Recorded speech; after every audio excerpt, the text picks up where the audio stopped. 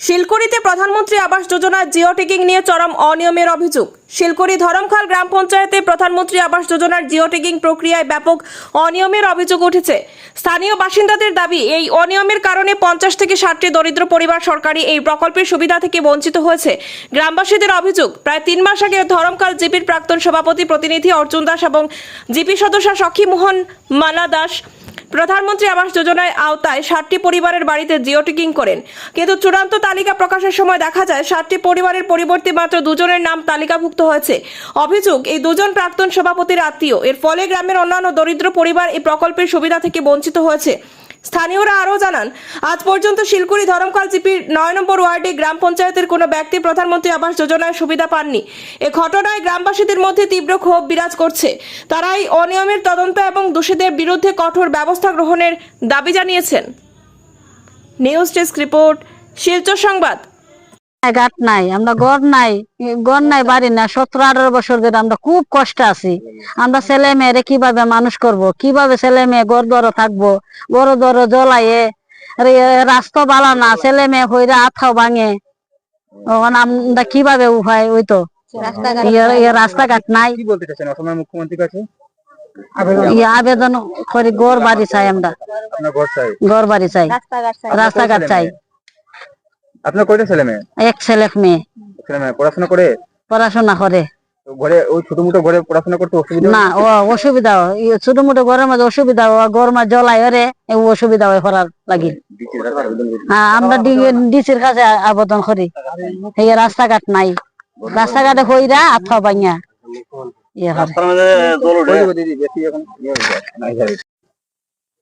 বুঝছি না। গত 17 বছর ধরিয়া আপনার এই সরকারি প্রকল্পগুলো থেকে বঞ্চিত আছেন আপনারা। এখানে মোটামুটি 65টা ফ্যামিলি বসবাস করছে। এই বিষয়ে কি বলতে চাইছেন? এই বলতে কি বলছে, তারা তো মানে অরুণোদয় কেউ পাইছে, হয়তো মনে যায় 5-7 করে পাইছে কিনা আমি সঠিক কইতে পারতাম না। আর যারা বাস্তব মানে 3টা আইছে, আর এখন যে তারা সাপ্লাই করে গেছিল তো কোনো আইছে না। এরপরে রাস্তা তো আমরা এই রাস্তা তো এটা তো আমরা ইম্পর্টেন্ট দরকার। রাস্তার মধ্যে তারা 2 লাখ টাকা স্যাম্পল তুললা, কোনো কাজ করছে না, চালু সামান্য কাজ করে ফেলে পয়সা টাকা শেষ। পাকা ঘর বলতে গেলে নেই, কারণটা কি? এখন প্রধানমন্ত্রী আবাস যোজনা তো প্রত্যেকটা গ্রাম মানুষের ঘর পাচ্ছে, আপনারা পাইছেন না, কারণ কি? আমরা পাইছি না, কারণ হইছে এখানে তারা জিও ট্যাক্স করে গেছে। জিও ট্যাক্স ঘরে ঘরে করাইছে, কইছে যে আপনার ইলেকশনের পরপরই ঘর সম্পূর্ণ দিয়ে দেবো। এই বলছে যে এই কি নাম, আপনার এখানে জিপি সজিকা এসেছিলেন? হ্যাঁ, করেছিলেন। জিও ট্যাক্স করছে। কত আগে? ও 3 মাস আগে। কি নাম জিপি সজিকার? এর নাম সে জয়তারা দাস। উনি কি একলা এসেছিলেন? না, 2 জন আইছিল। কে কে? প্রাক্তন চেয়ারম্যান পঞ্চায়েতে ছিল, আর পিতা নাম ওনার? অর্জুন দাস। আচ্ছা, তারপরে কি তারা এই জিও ট্যাক্স করাই গিয়েছে, ওই রাস্তার মধ্যে এইগুলা সিধা ফেলাই দিয়ে গেছে। পরে এই তো কাগজ গুলা, জিও ট্যাক্সের কাগজ, সিধা গুলা কাগজ ফালাই দিয়ে গেছে। আর এরপরে আমার কাছে কইলো যে দাদা এটা ভুল হয়ে গেছে, এই ভুলটা আমি সংশোধন করে দেবো, ইলেকশনের পরে সম্পূর্ণ করে আমি দিয়ে দেবো, কেউ বাদ দিতাম না। এখানে কতজন ফ্যামিলি আছে? 3 মনে করেন 65 পরিবার আছে। 65 পরিবার। হ্যাঁ। কতদিন ধরে এখানে আপনারা বসবাস করছেন? হয়তো আমরা 17 বছর ধরে বসবাস করি এখানে।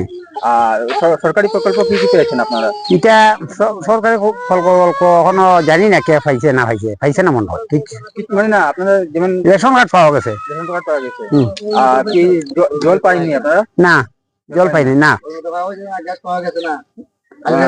প্রধানমন্ত্রী আবাস যোজনা তো পাইনি। না, পাইনি। দেখতেই পাচ্ছি আমরা। না, সঙ্গে আপনারা জল পাইনি। না। আর এবং